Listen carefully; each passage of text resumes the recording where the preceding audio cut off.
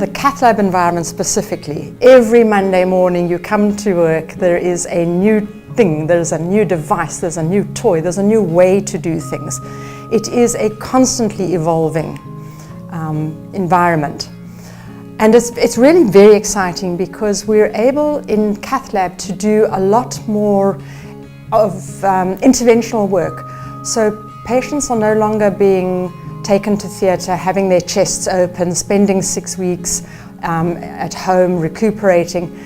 We will bring them into cath lab, we will do a procedure, 2 or 3 days later they're home, they're back at work. There's virtually no downtime for a patient anymore. The other wonderful thing about working in cath lab at the moment is the number of people who were previously sent home. They were inoperable, there was nothing we could do, make them comfortable and let them go. Now we're able to do these patients, these previously inoperable patients, we're able to give them some form of comfort, we're able to radically actually change the end of their lives, make them more comfortable, make it much easier for the community, their families to deal with. Yeah, the field is moving so rapidly at this stage that we are zooming in into interventional cardiology. You'll find us that we take now children to cardiac catheterization laboratory for interventions more than diagnostic cardiac catheterization. And therefore we've seen an explosion of these devices in terms of closure of holes in the heart, patent ductus arteriosus, atrial septal defect, ventricular septal defects, and also stenting of the coarctation of the aorta. But something that is rapidly growing now is percutaneous implantation of valves in the pulmonary area for the congenital heart, like a TAVI for the adults in the aortic valve.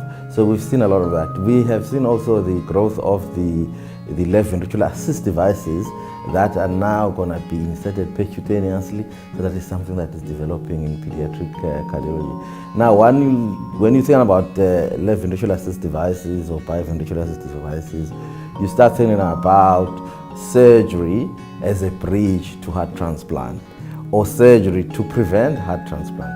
Because sometimes if you've got a dilated cardiomyopathy, you need that bridge when you've exhausted all options of medical therapy.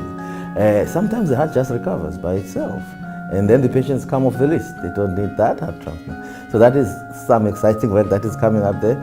So, and we're very happy to see these developments.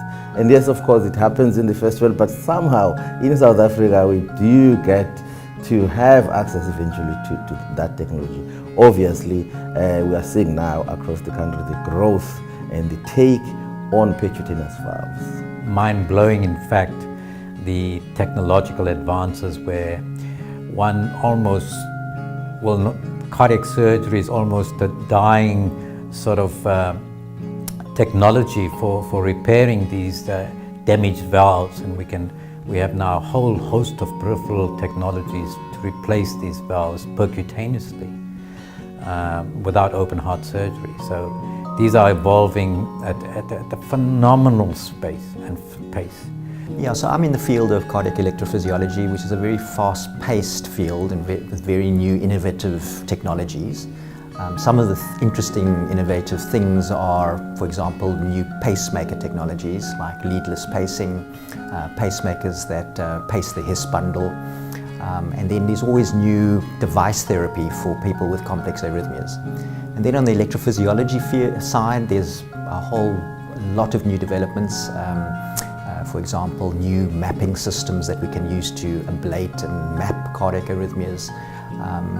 So there's, on both the electrophysiology side and the device field, it's a rapidly changing field.